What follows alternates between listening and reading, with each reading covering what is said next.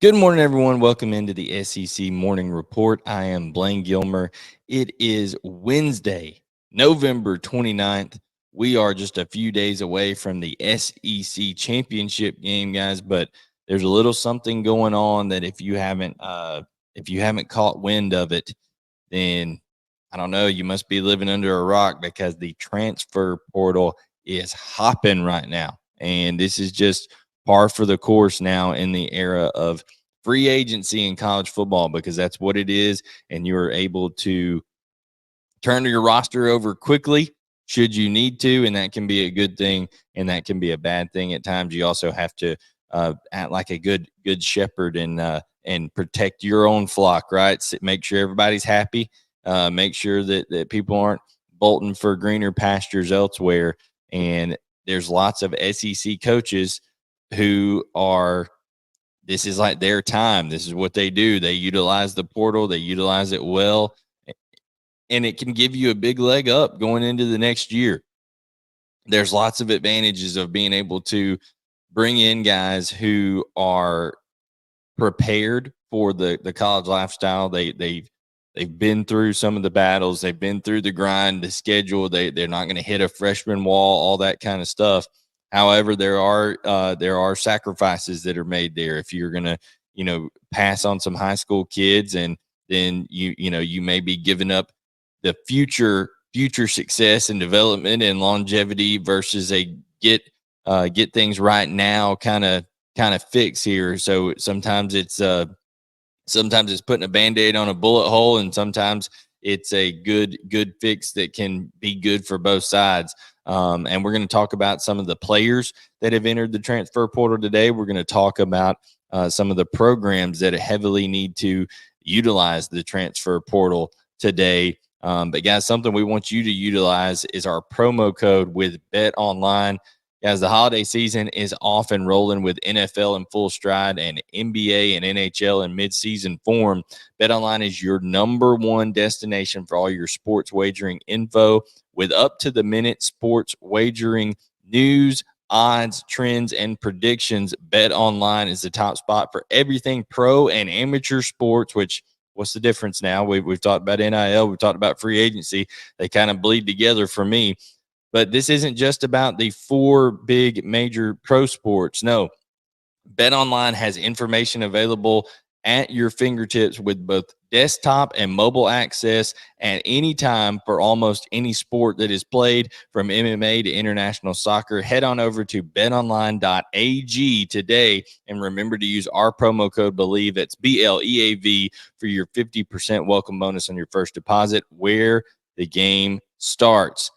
Guys, and we are going to start with, what programs do we think need to hit the portal the hardest this offseason, for as the offseason gets rolling here, bowl season. But you already got to be in portal mode. You already got to be in finishing up this high school signing class mode, and you got to address quickly, hey, what areas do we need to fortify and do so via the transfer portal? What do we need to target? Well, obviously South Carolina, I'm offering every single offensive lineman that goes into the portal pretty much. I mean, because I don't care where they come from, what their background is, it's got to be better than what you had there this year. So South Carolina, I think, will be active in the transfer portal.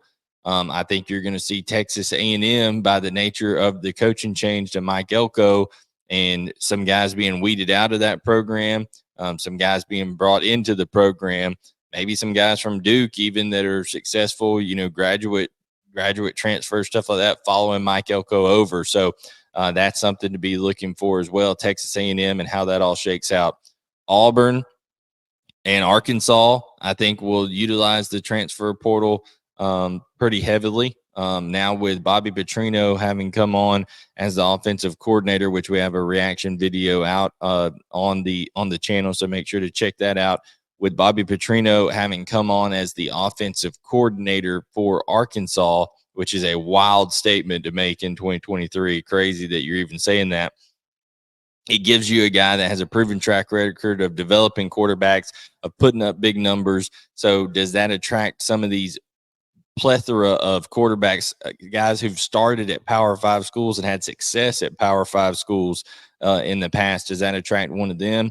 Auburn, of course, Peyton Thorne had success with his legs, but the passing game was terrible. So, do they look for another quarterback? There's already rumors that they've reached out to a couple of big name guys that could either have entered the portal or could enter the portal through back channeling and how things work now. So that's going to be worth watching. And then, guys, the teams that are playing in the SEC championship this year, Georgia and Alabama, listen, they always lose some depth pieces because guys just can't cut it. I mean, it's hard to get onto the field there, and there's always some guys that say, "Hey, I want to go play.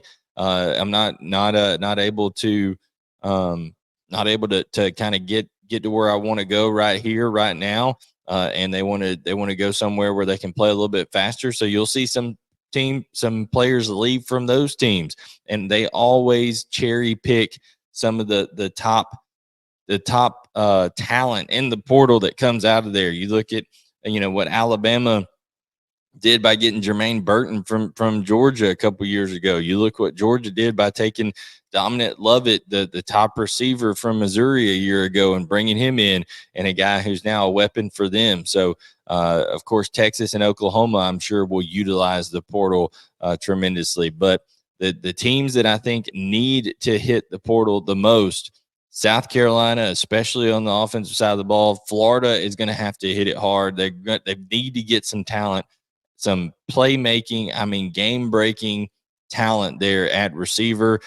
I don't think it's out of the realm of possibility that Graham Mertz comes back, and I think he was a good enough at quarterback this year where if they're able to get some pieces around him, if he did elect to come back, then that could be successful there. Kentucky always seems to utilize the transfer portal, particularly at the quarterback position. But with Ray Davis gone, I'm sure they could go out and try to get a running back this year as well. So in the East, probably South Carolina, Florida, and Kentucky are going to hit the portal the hardest over there. What used to be the East divisions are gone. That's a hard habit for me to break.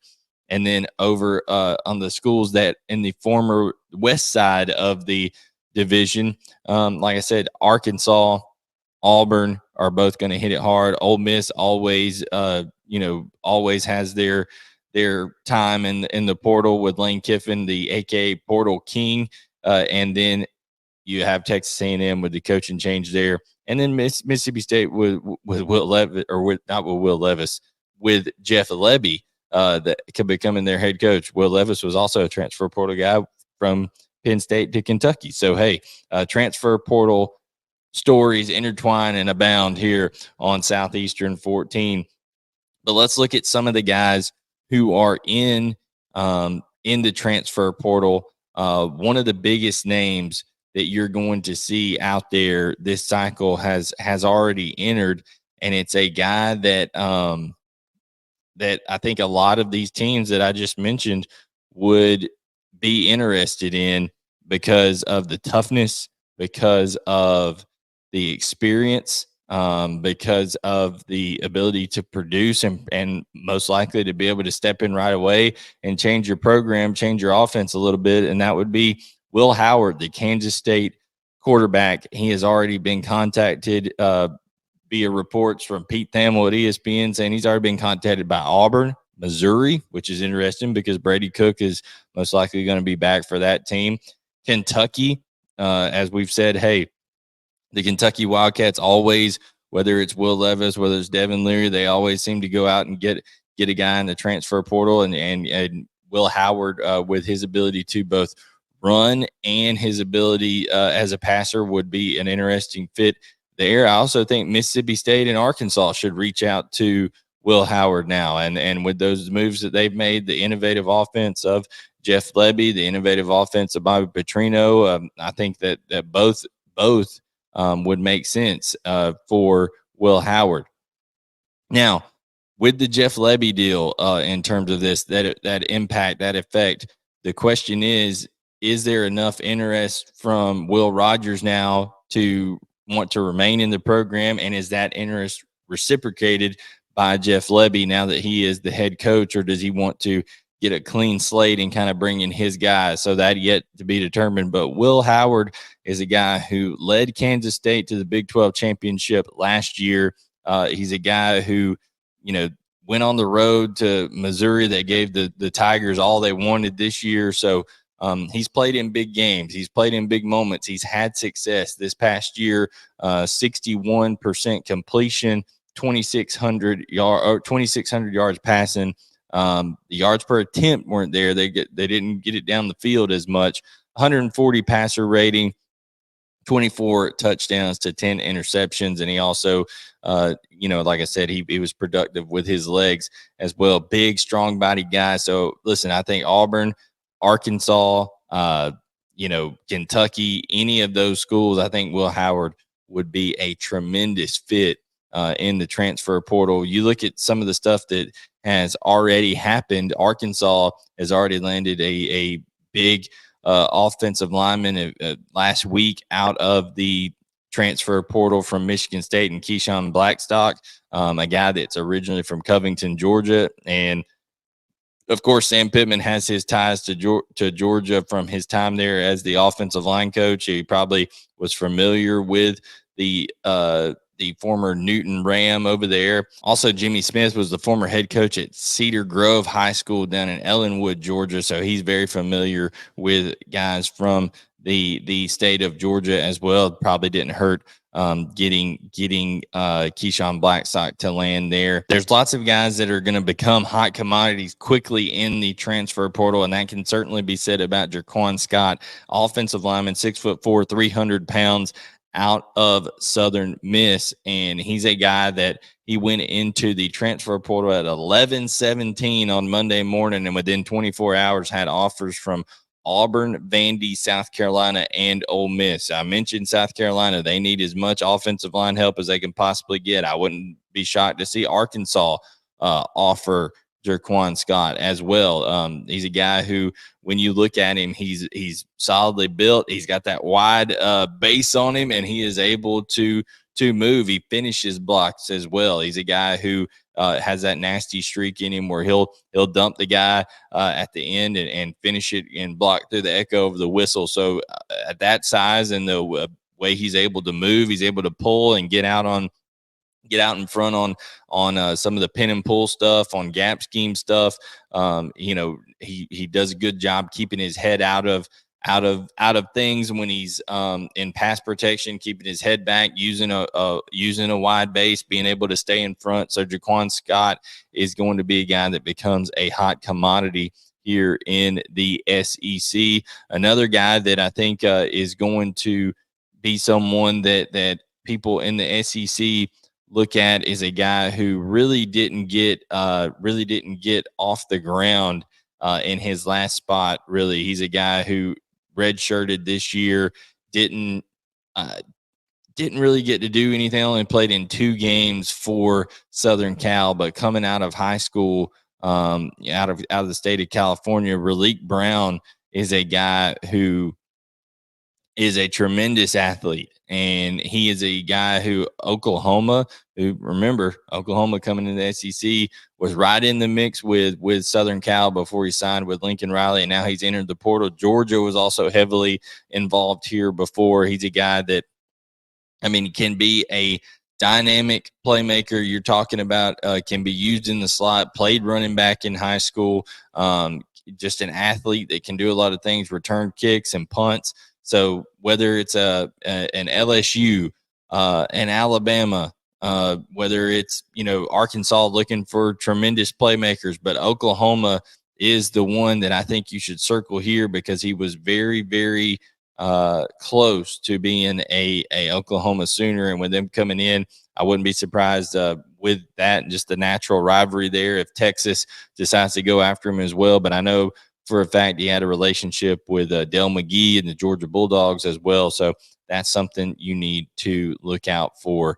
But yeah, I think the biggest name so far to have landed somewhere is Keyshawn Blackstock, the offensive lineman from Michigan State. And by the way, I know this is an SEC show, but Michigan State is absolutely losing pretty much their whole team. in the transfer portal. I know Jonathan Smith is coming over from Oregon State, and he's had a lot of success, but every quarterback on their roster in the portal, every wide receiver that they've had that's had any success in the portal.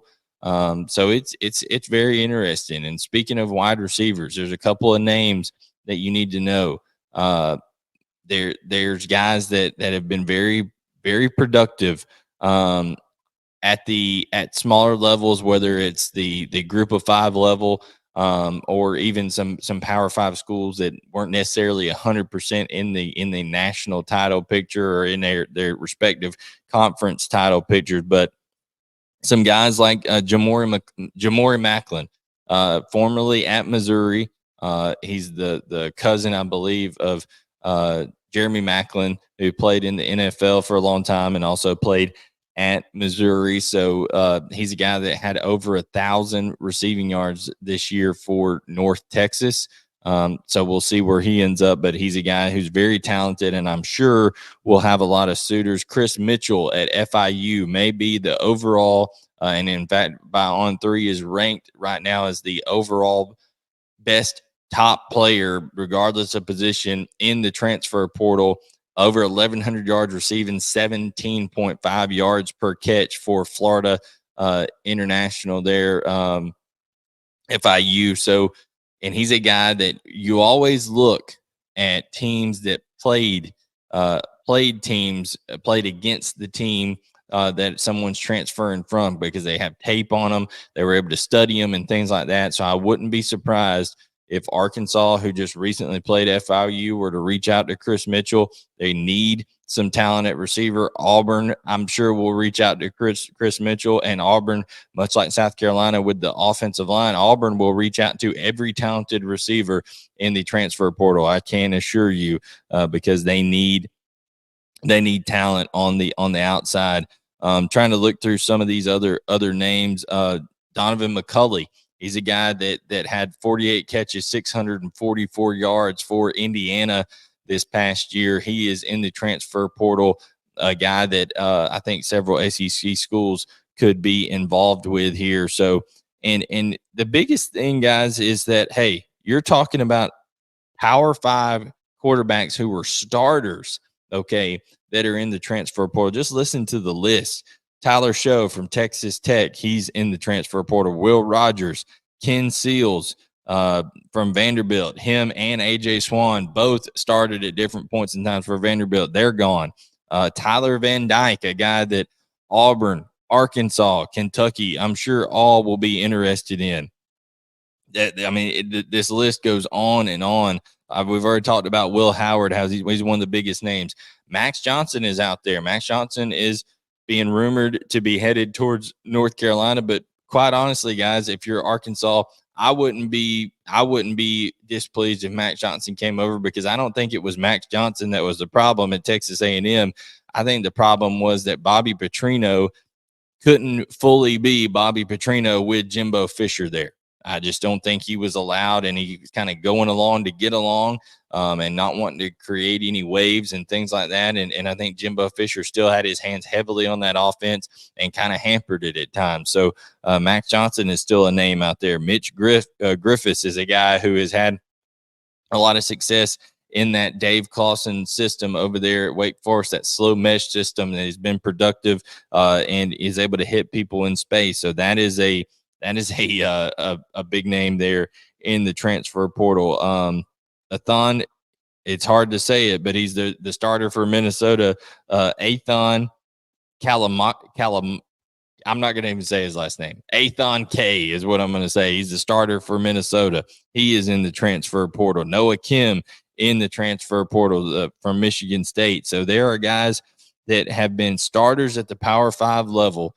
Hank Bachmeier, who was at Boise State before going to Louisiana Tech this year and completing almost 70% of his passes. So there's guys out there that can fill that quarterback position. But the biggest name maybe of all of them to enter in that's not in yet is Cam Ward. Cam Ward is the quarterback for Washington State. He was at Incarnate Word before that, and is a guy who can just sling the ball all over the yard. There's reportedly 10 schools that have kind of back channeled and told his NIL representation that there would be an offer of over $1 million on the table if Cam Ward were to enter into the transfer portal. And I'm sure Auburn is going to be chief among those that would be interested in Cam Ward if he gets into the portal. I also think when you're talking about quarterbacks and what goes forward, I think you've got to see what Dylan Gabriel does at Oklahoma, what his future looks like. Of course, Mississippi State needs a quarterback, but I don't think they could be in the running. I don't think they could be in the running financially or just connection wise for Cam Ward. LSU, Garrett Nussmeier's there, but if there's a guy out there that's better in the transfer portal, that's proven that has done it, does Brian Kelly test the waters there? It worked out for him with Jaden Daniels quite nicely. So there's so much going on in the transfer portal. There's so many guys that have entered in that have experience that are able to, whether it's a running back like Elijah Green at North Carolina, I think he could be a really good fit at Kentucky to replacing Ray Davis. He would be a big help there. So there's lots going on in the portal, and you need to stay tuned here at Southeastern 14 because we're going to continue to keep tabs on it. We're going to keep you updated. Like I said, we're getting closer and closer to the SEC championship.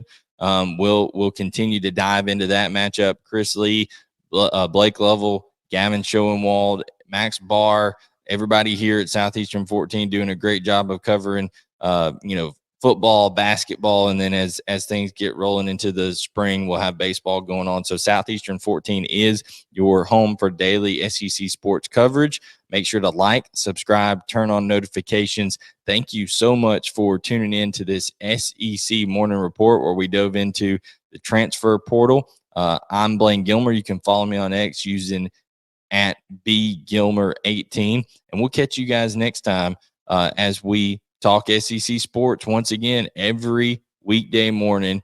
The SEC Morning Report, 10 Eastern, 9 Central. We'll have Jake Crane on later this week, getting his thoughts on the SEC championship game. So I hope you guys, enjoy this content. Like I said, like, subscribe, turn on notifications. We're presented by BetOnline, and we'll catch you guys later to talk more SEC sports.